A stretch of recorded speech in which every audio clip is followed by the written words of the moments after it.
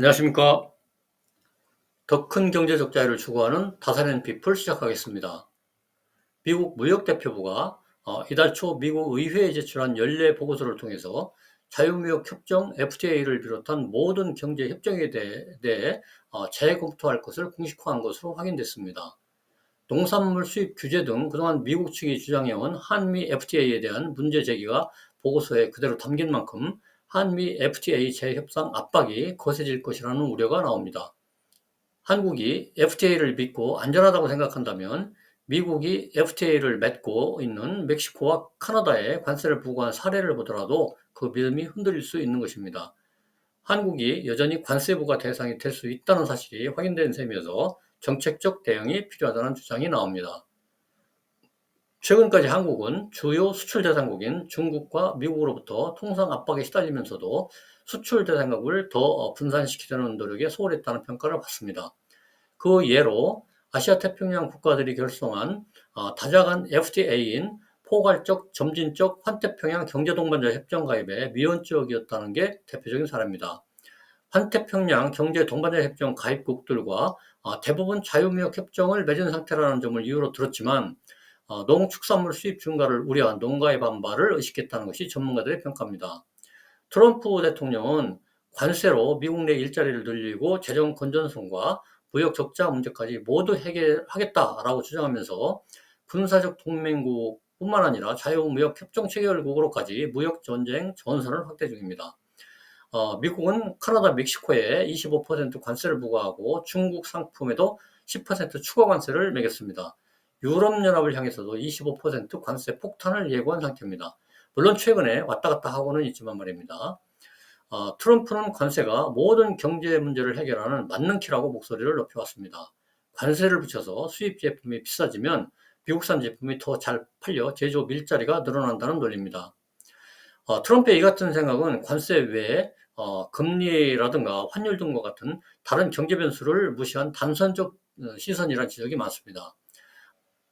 대표적으로 미국 학계 통상연구의 최고 권위자로 꼽히는 다트머스대 더글러스 오웬 교수는 최근 한국 언론과의 인터뷰에서 트럼프의 계획은 성공하기 어렵다. 미국 경제 성장 동력만 깎아먹을 것이다. 라고 했습니다. 경제 정책은 기본적으로 정치적이고 무역 정책 역시 정치적이라는 이유입니다. 예를 들어 미국 오하이오와 펜실바니아에 집중되어 있는 철강 산업은 정치적으로 중요하기도 하지만 매우 민감한 부문이라는 것입니다. 정치인은 선거에서 승리하고 국민 지지를 얻어야 하는데 무역 정책에도 정치적 이해관계가 반영되고 트럼프의 관세 정책이 바로 그렇다는 것입니다. 한국도 일부 품목엔 관세를 매기고 있는데 이것 역시 정치적입니다. 제조업 상품에 대한 관세는 4% 수준으로 높은 편이 아닙니다. 그런데 농산물을 포함한 1차 산업 상품에 대한 관세는 14.9%로 높은 편입니다. 쌀과 같은 식량의 공급원을 다양화하지 않고 관세를 통해 다른 나라로부터 수입을 막는 것은 소비자에게 비용을 전가하는 것입니다. 한국은 주변에 농업국이 많아서 모든 식량을 국내에서 전부 다 생산할 필요는 없습니다. 결국 농산물에 대한 높은 관세를 매기는 것은 유권자인 농민을 의식한 정치적인 결정인 것입니다.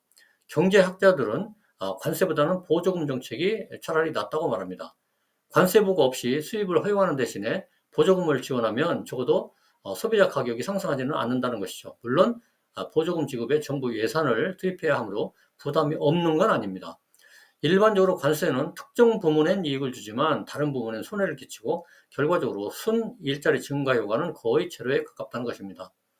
일자리를 줄이는 것이 자유무역 때문인지 기술 변화 때문인지를 구분해야 한다는 것입니다.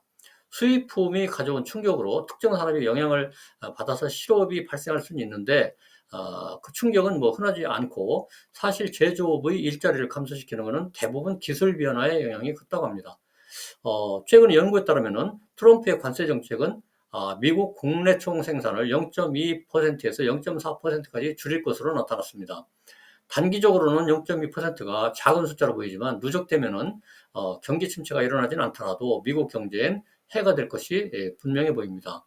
그동안 한국은 백악관 외부의 지지 기반을 확보하는 데 집중해 왔습니다.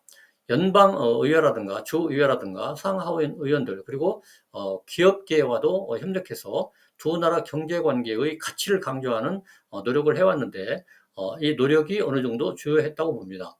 또 삼성과 같은 기업이 미국 내 공장을 건설하는 것도 유용했습니다. 이러한 다각적인 대응을 통해서 관세가 오르더라도 위험을 분산시킬 수 있습니다. 그러나 관세 압박에 대응하기 위한 최선의 방법은 자유무역을 존중하는 다른 국가들과의 협력을 확대하는 것입니다. 다른 국가 및 지역과 양자 또는 다자 간 FTA를 체결해 무역 네트워크를 좀 더 다각화하면서 위험을 분산하는 정책이 필요할 것으로 보입니다. 이상으로 다사는 피플 마치겠습니다. 감사합니다.